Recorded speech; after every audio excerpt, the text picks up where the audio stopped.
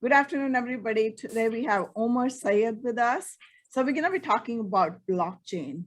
I'm pretty sure everybody heard about blockchain and cryptocurrencies. So blockchain is a technology. It's a concept or protocol behind running one of the blockchains that out there today. Blockchain technology makes cryptocurrencies like Bitcoin, and it works just like internet makes email possible. The digital currencies are secured by cryptography, and it's actually a growing list of records called blocks that are linked together using cryptography. Each block contains a cryptographic hash of the previous block, a timestamp, and a transaction data. The timestamp proves that the transaction data existed when the block was published in order to get into its hash. So I found Omar really knowledgeable about this whole thing. So I thought he's going to be the best asset for us to learn about what exactly blockchain is.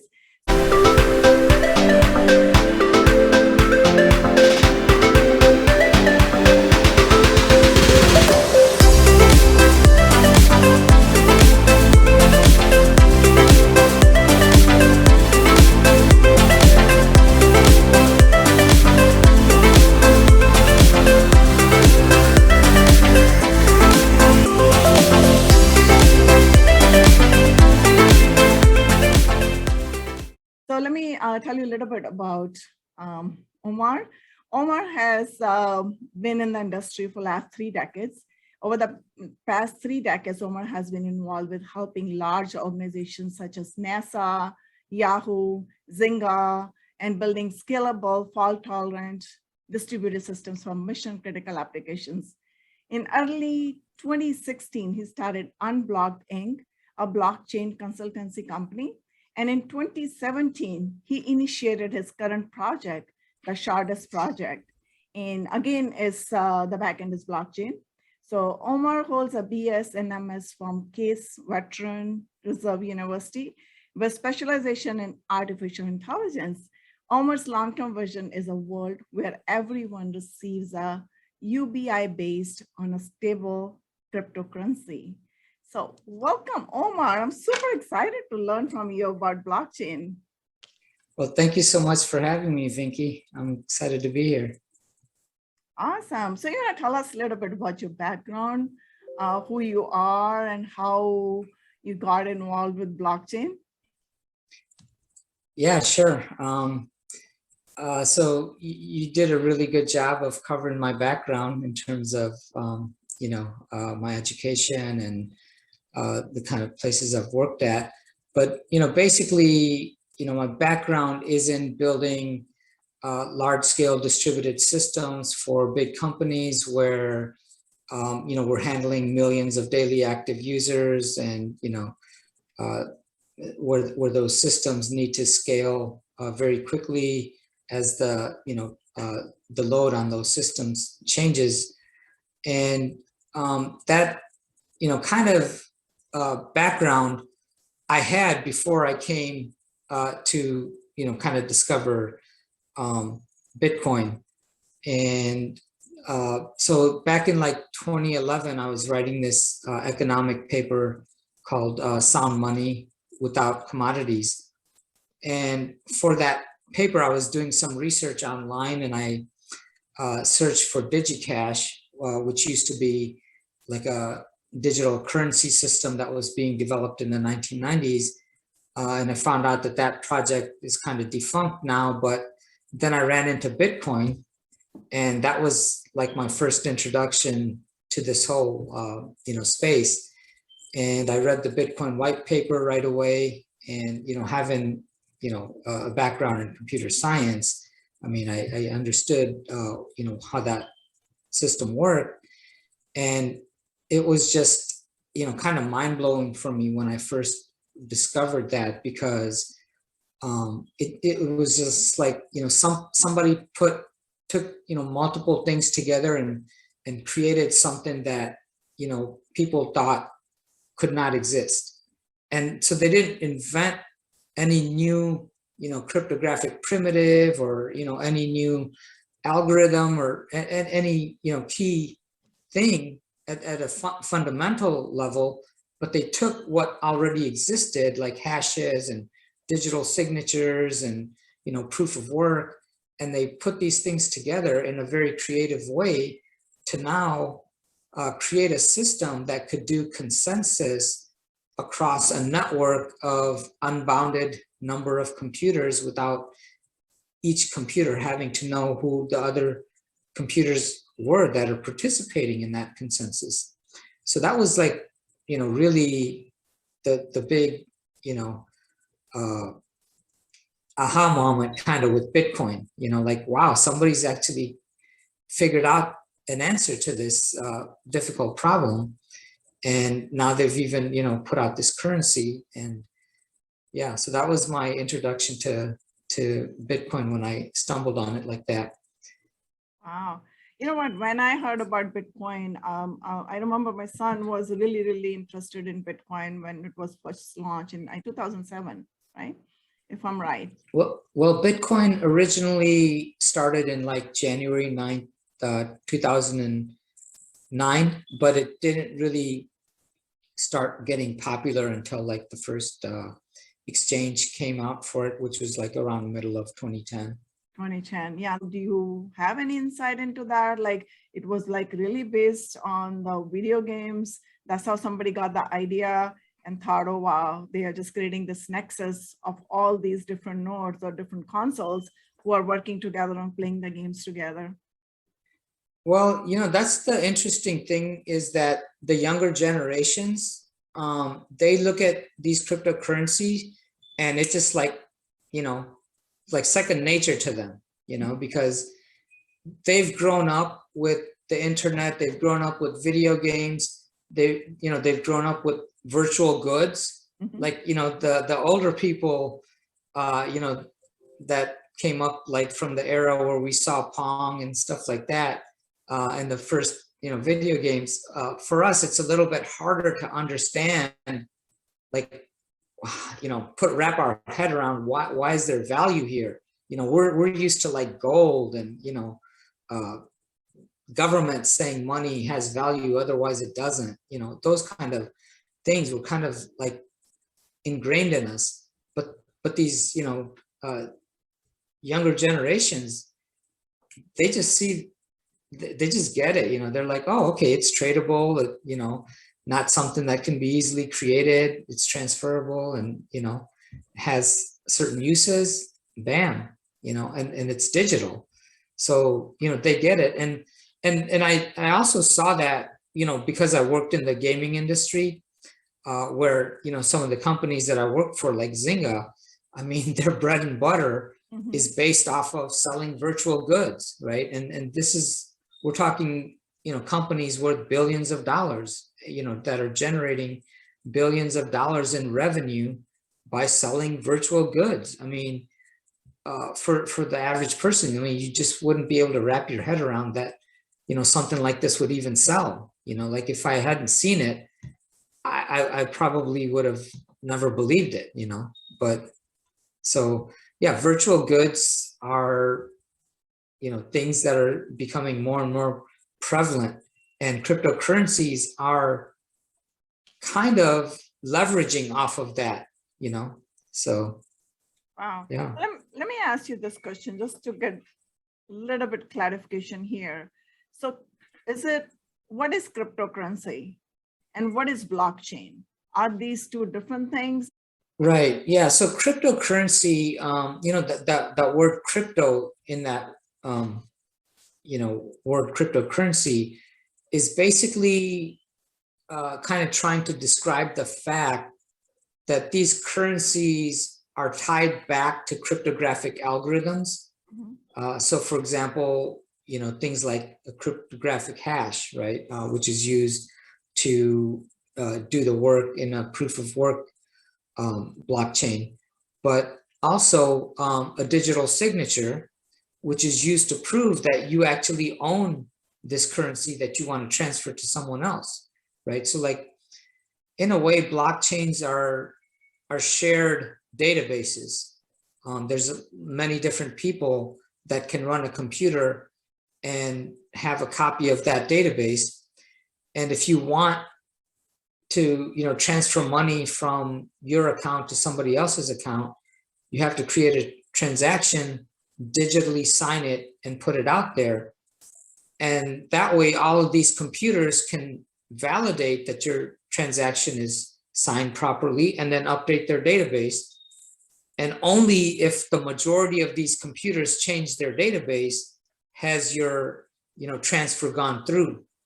Otherwise, you could edit the database of one of these computers and give yourself, 1,000,000 Bitcoins, but it does you no good because the other, 1,000 computers out there don't recognize that, right? And so when you try to transfer it, they'd say, no, we don't know where you got this money, basically. And so that's where the word cryptocurrency is trying to define this new form of money where its security is based on cryptography. And then blockchain is kind of really referring to the data structure that's used to store the information and the history of the transactions that have happened, in this system. But who validates these transactions, or who decide? It's a highly decentralized system, the blockchain, right?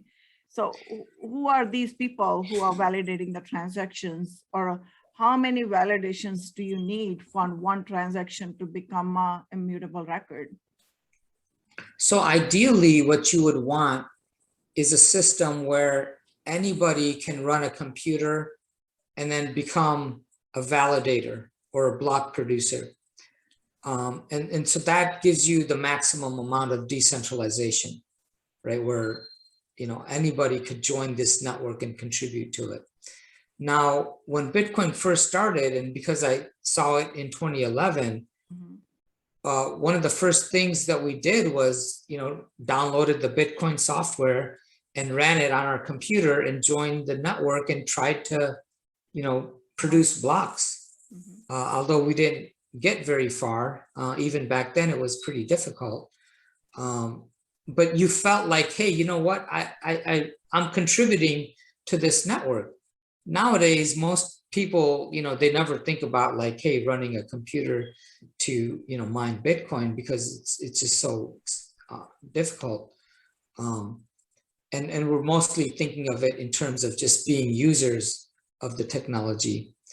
But so, and so that's where, this whole concept of mining comes from, is the fact that you can literally expend energy on your computer to contribute to the network and create these blocks. And with the Bitcoin network, in order for a transaction to be accepted, it's definitely got to be accepted and by all of the nodes in the network. But then you also need to wait until at least like 6 blocks have gone by before you can feel confident that, this transaction can't be reversed because, some other miners found a longer chain than, where your block or where your transaction is entered. So yeah, I mean, these kind of concepts get a little bit complicated for the layman. But, so what I think, that the way we have to look at this is, to drive a car, you don't have to know how the pistons work, right? Or how the gearbox works. I mean, I don't know how that stuff works. I just take it to the mechanic if I have any issues with it.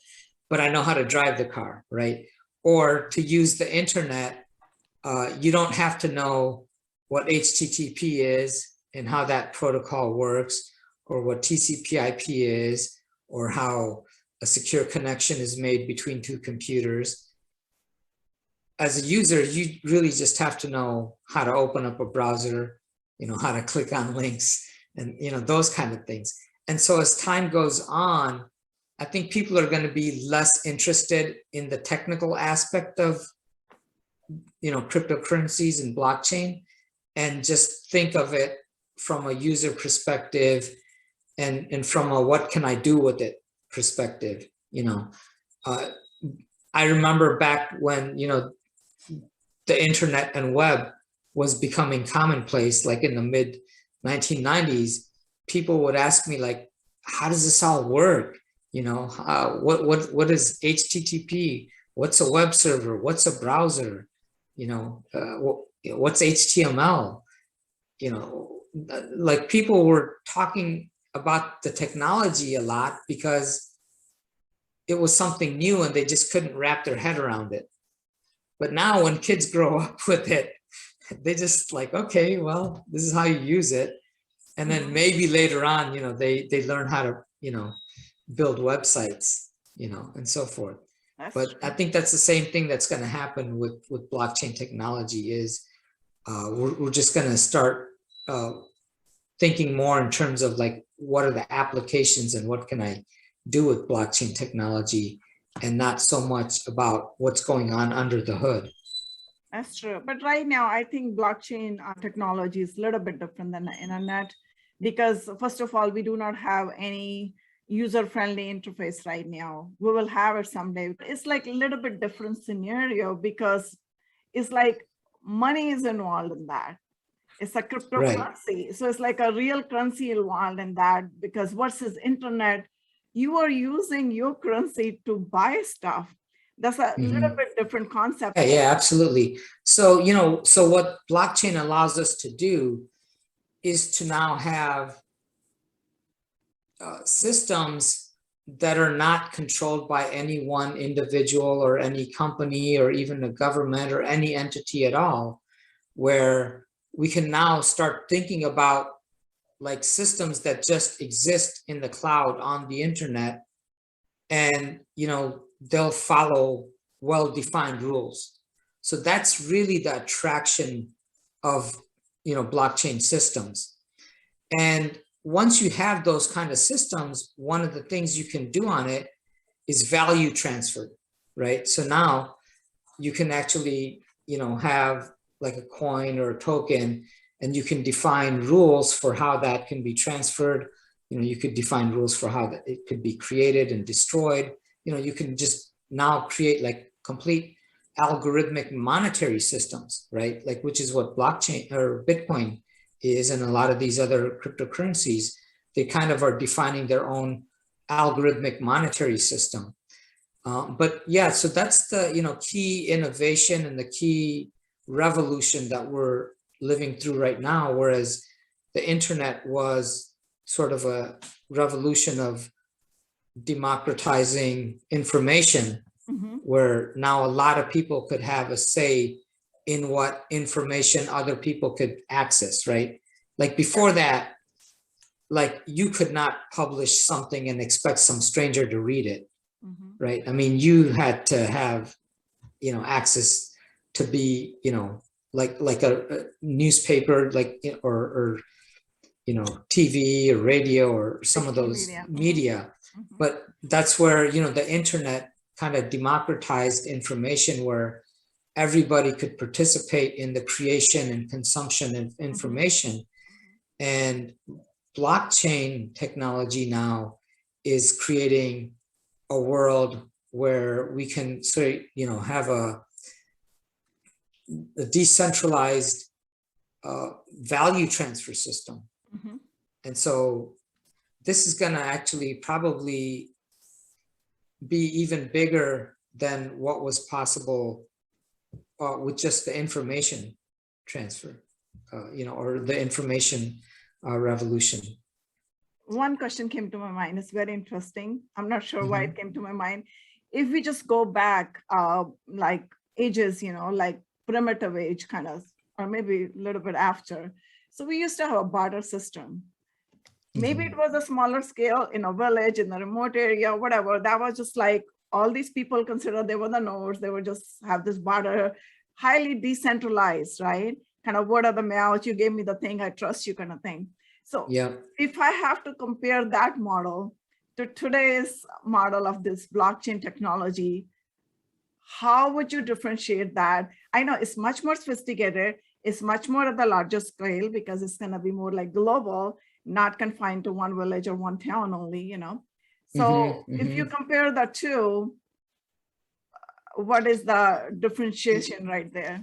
Right. Yeah, it's very interesting because if we go back and look at how money evolved over time, there were times where people were using things like shells or beads or sticks as money, right?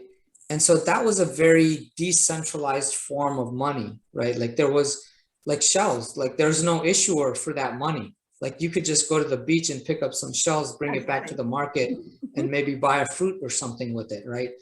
And so money was very decentralized, but it was very inconvenient. Like if you really wanted to buy a house or something, maybe you had to carry like 5 bags of shells with you, to pay for it or something, right? So it was very inconvenient. People tried to, put more value into smaller amounts of matter, basically. Like, we went to like gold and, coins and things like that. And then finally we went to paper money representing the gold and so on. But as you evolve, what's happening is you're now getting centralized entities involved with money. And money is becoming less and less decentralized and more centralized and requiring trust of entities. So if you make a graph of like, convenience versus, centralization, as money gets more and more convenient, it also tends to get more and more centralized, right? And what Bitcoin did was it tried to preserve all the conveniences of modern money, the electronic form of money, being able to transfer it over the internet, not having to carry actual physical things, right? So it preserved the convenience of modern money while taking money back to a more decentralized form where you don't have, one issuer of that money, and the money, it's more of a community thing rather than, kind of like something that's issued by the government or a king or something like that. So right, but this guy's his name was Satoshi Nakamoto, right? Satoshi Nakamoto, who started the Bitcoin. So he was the entity who started the Bitcoin, right? But we cannot find him in today's date. But still, it originated somewhere, right? It wasn't a community property until it just came out and people started, pitching in.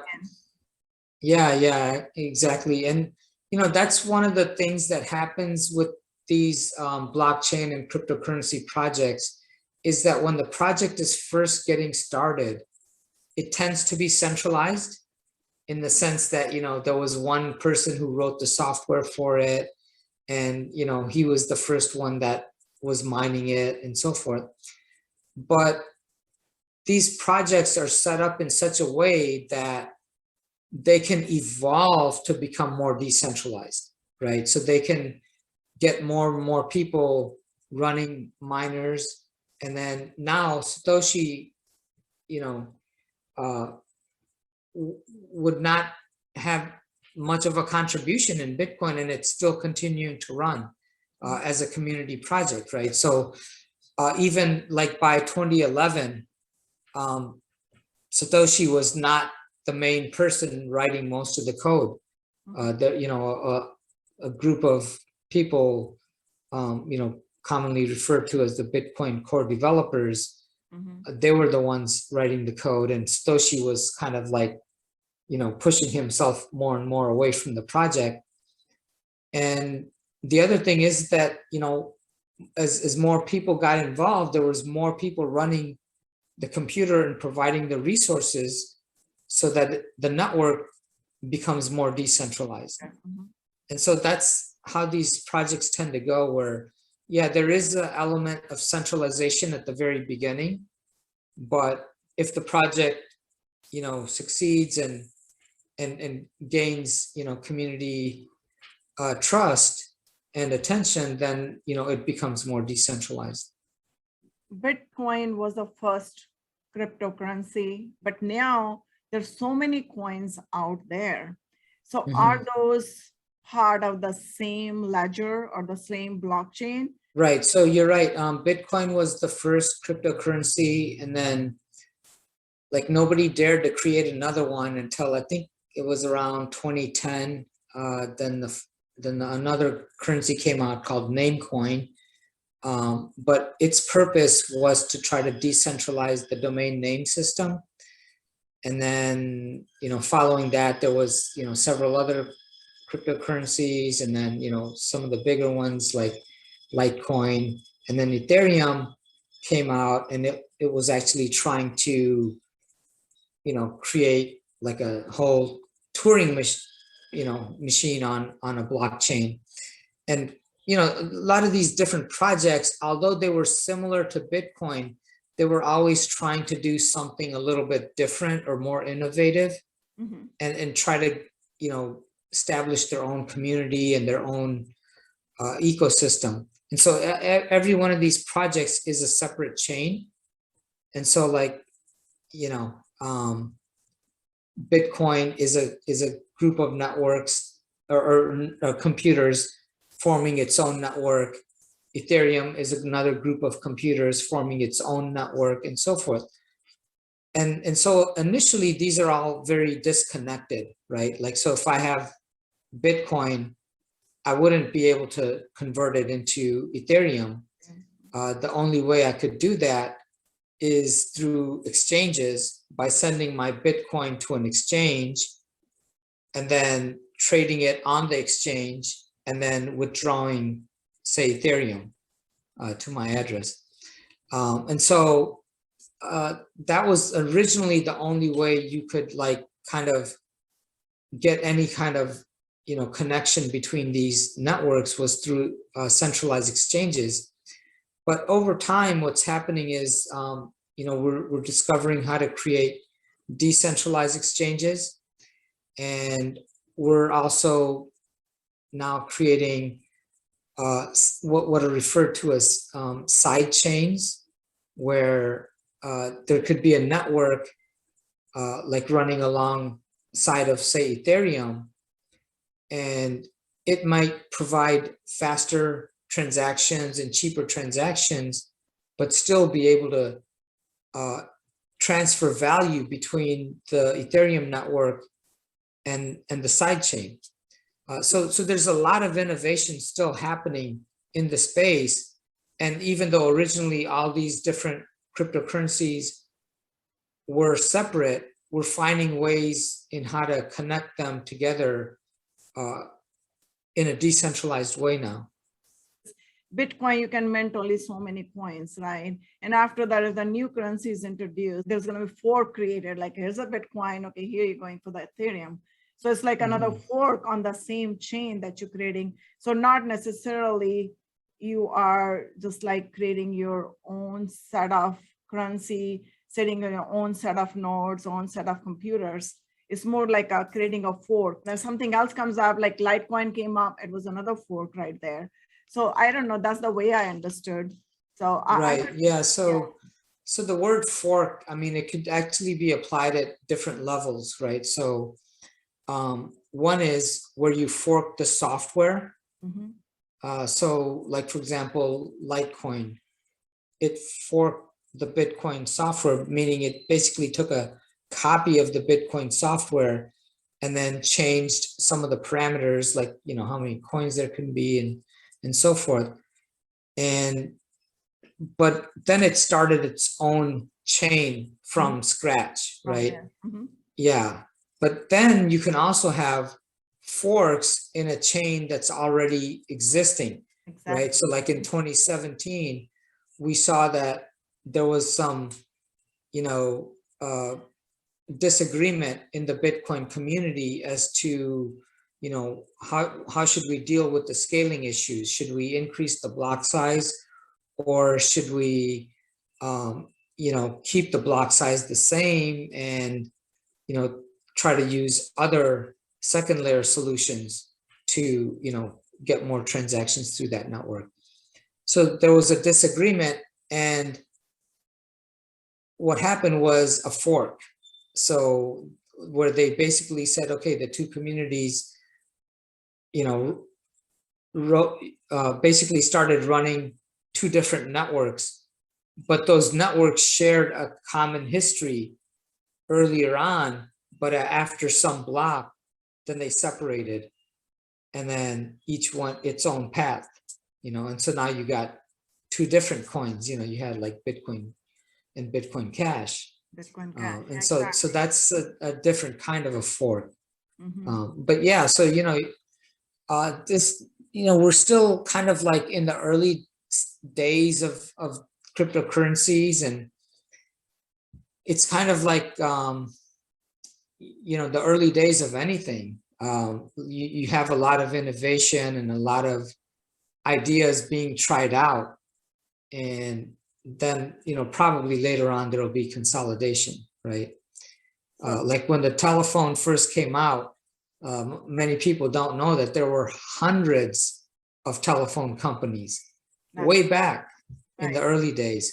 Or when the automobile came out, there were many car companies in America, but then things consolidated, and so that we're probably going to see that kind of stuff happen in the cryptocurrency space as well. That's so true, because the thing is, we can see as much only whatever is in our experience. So the future of blockchain or the cryptocurrencies, how it's going to play out, is not in our experience yet, because it's evolving as we are learning more. And then people are adopting as well, because there are a bunch of early adopters too, and the blockchain, especially the supply chain and all that. So maybe we can talk about that in our next episode. Maybe we can bring one of the case study, like Merck Shipping Company. I think they were the early adopters. And then how supply chain is using the blockchain and how they can pinpoint exactly, even to the one head of lettuce. Is going to be a complete paradigm shift. Yeah, absolutely. I mean, it's going to allow new capabilities that, we didn't have before. Exactly. And that's going to result in people just, seeing more magic happening in the applications that they're using, and like, oh, wow, this is pretty cool. I can actually scan the QR code on this, organic lettuce and know like how it came from the original farm where it originated, and then, what all path it took to get here. Right. So. Yeah, exactly. Yeah. So that's going to mitigate tons of losses too, So it's going to be a whole new thing. Like, for example, if something is wrong with the lettuce, like say there's a E. coli or something, they say, okay, take everything off the shelf for all the stores, all the supermarket. They don't have to do that. They can just figure out just one head, that was wrong, and pinpoint that farmer or that farm where it was picked up, and they just take that off. Yeah, absolutely. And one of the areas that you're in, like real estate, I think that's going to be impacted too in the future. So yeah, real estate is going to be a really big one too. I think a lot of people are adopting it already with all these smart contracts. It's going to be the new way of doing things, I guess. Yeah. But thank you for your time, Omar, today. So let's continue with this, and let's bring a new episode on something new on blockchain, maybe some case study, and we'll talk about that in our next meeting. But I really appreciate your time, and see you next time very soon. All right. Well, yeah, I'm looking forward to it, Vinky. Thank you so much. All right, take care.